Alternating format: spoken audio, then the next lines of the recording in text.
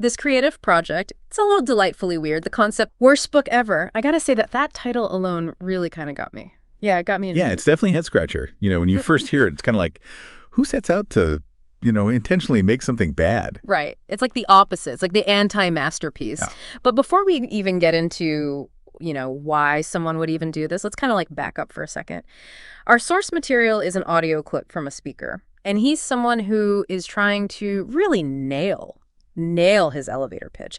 And it seems like he's overflowing with ideas, which is awesome. But he's having a hard time finding that one powerful core concept. Oh, yeah, for sure. And, that's something that we all struggle with. If you think about, it's like having a million puzzle pieces, but you don't have the picture on the box. So, whether you are working on a presentation or you are writing a book.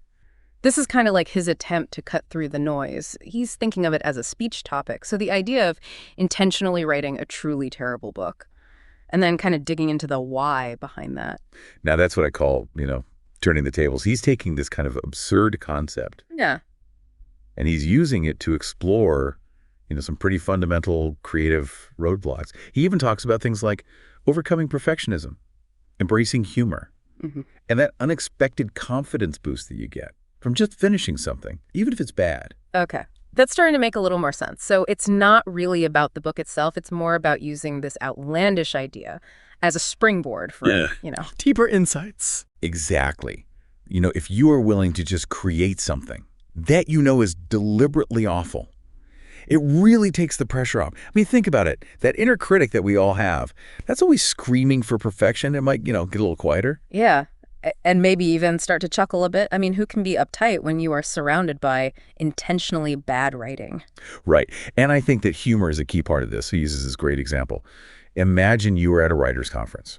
You are surrounded by all these people. Yeah. And everyone's asking, oh, what are you working on? And you just deadpan and say, oh, I'm writing the definitive history of socks in the dryer. Oh, my gosh. I can just imagine what people's reactions would be. That's gold.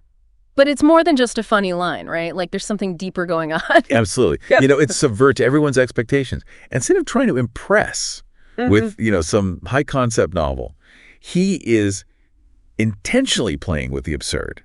And that creates this instant connection because it's unexpected, it's memorable, Yeah. and it disarms people. So it's like he's using humor as the secret weapon to cut through the typical posturing to get something more genuine. Exactly. And, for introverts, Yeah. who may find those conference interactions a little bit, draining, this kind of approach could be a game changer. Yeah. It's like saying, hey, I don't take myself too seriously. Let's just have some fun with this. But then there's also that underlying challenge to step outside of your comfort zone. He even mentions that, like making a video for this pitch, even though he is primarily a writer. That's a great point. It's so easy to get stuck in our creative ruts, just doing what we are comfortable with.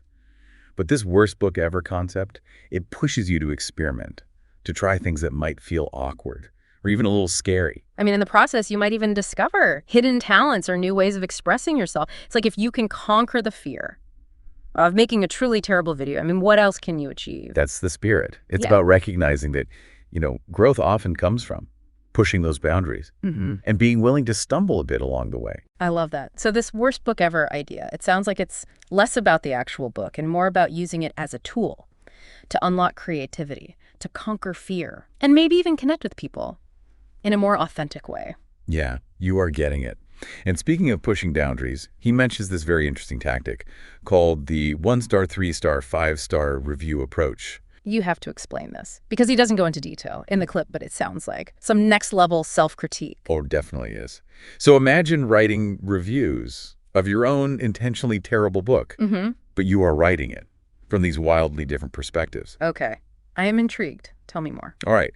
So first you write a scathing 1-star review. You're channeling your inner critic here. This is where you let loose all the negativity, all those harsh judgments that you usually try to suppress. Ouch. That sounds brutal. But I can see how it would be cathartic. Exactly. You are acknowledging those critical voices, but you are also kind of putting them in their place. You are not letting them control you. You are simply giving them a designated space to rant. And then what? Do we move on to the kind of reviews? We do. Next up is the 3-star review. This is where you try to be more objective, more balanced. You acknowledge the book's flaws, but you're also highlighting any redeeming qualities, even if they are unintentional. Okay. I'm starting to see how this might work. You are forcing yourself to find the good, even in the bad. Precisely. You are developing a more nuanced perspective on your own work. You are not sugarcoating anything, but you are also not letting the negativity completely overshadow everything. And finally, the 5-star review. This is where it gets really interesting, right? This is when you put on your rose-colored glasses and you write a glowing review of your worst book ever. You celebrate the book's quirks, its unconventional style, its sheer audacity. So you were basically turning those flaws into strengths. That's brilliant. Exactly. It's about recognizing that beauty can be found in the most unexpected places. And by celebrating those imperfections, you are also reclaiming your creative power. You are saying, I'm not afraid to be different. I'm not afraid to break the rules. I'm not afraid to create something that might not be for everyone. You know, this whole review exercise, it's really making me think about how we approach self-critique in general. It's so easy to get caught up in the negative. But what if we could learn to embrace those flaws and even find humor in them? I think that's the key. It's about shifting our perspective Yeah. and recognizing that imperfection is not the enemy. It's often the source of our greatest creativity. And by intentionally creating something bad, we can actually free ourselves to create something truly unique and authentic. Exactly. We're turning the whole creative process on its head. And in doing so, we might just stumble upon something truly brilliant. But before we get too carried away, let's bring this back to our listener and their specific project. Yes, let's do that. Think about the notes that you shared with us. What aspect of your project could benefit from this worst book ever approach? Where are you feeling stuck? Where is that inner critic really holding you back? And what would it look like to kind of intentionally subvert expectations, to embrace the bad and see where it leads? Yeah. It's funny because the more we talk about this, the less crazy it sounds. I'm starting to see how this worst book ever approach can actually be pretty liberating. It really is. It's like giving yourself permission to fail spectacularly. And in doing so, you free yourself from those shackles of perfectionism. Which, let's be honest, can be a real creativity killer. You get so caught up in trying to make everything perfect that you just end up stifling the flow of ideas. Exactly. This worst book ever concept, it's almost like a playful rebellion against that kind of thinking. It's like saying, okay, inner critic, you want perfect. Well, here's the opposite. Deal with it. Right. And maybe, just maybe, that inner critic will loosen its grip a little bit and let you have some fun. Because when we can laugh at ourselves and our imperfections, we create space for more authentic expression. For sure. And that kind of brings us back to that writer's conference scenario. It's not just about being funny, right? It's about connecting with people on a deeper level. Right. Think about it. When someone tells you they're writing the definitive history of socks in the dryer, it immediately breaks down barriers. It invites curiosity, playful banter. It does. It also shows a level of self-awareness that can be incredibly disarming. Exactly. It's like saying, hey, I'm comfortable enough with myself to poke fun at my own work. Yeah. And that kind of vulnerability can be surprisingly magnetic. It draws people in. You know, it's interesting. You mentioned earlier that this approach could be particularly helpful for introverts. And I'm starting to see why. It's like having this preloaded conversation starter that's both engaging and self-deprecating. It's like a social shield. Yeah. That's also a secret weapon. It allows you to engage with people on your own terms, with a touch of humor and a wink. Okay, so it's really making me think about how we approach self-critique in general. It's so easy to get caught up in the negative, but what if we could learn to embrace those flaws and even find humor in them? I think that's the key. It's about shifting our perspective and recognizing that imperfection is not the enemy. It's often the source of our greatest creativity. And by intentionally creating something bad, we can actually free ourselves to create something truly unique and authentic. Exactly. It's like we're turning the whole creative process on its head. And in doing so, we might just stumble upon something truly brilliant.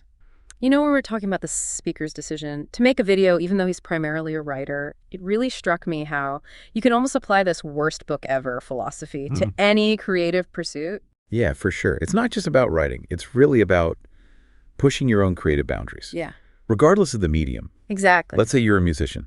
And you have always wanted to experiment with electronic music, but you have been hesitant because it feels so different from your usual style. Right. It can be scary to venture into unfamiliar territory. Oh, absolutely. Yeah. But what if you approached it with that worst song ever mentality, you know? Give yourself permission to make the most gloriously awful electronic track imaginable. Embrace those cheesy synth sounds, those offbeat rhythms, those lyrics that make you cringe. You are giving yourself permission to play.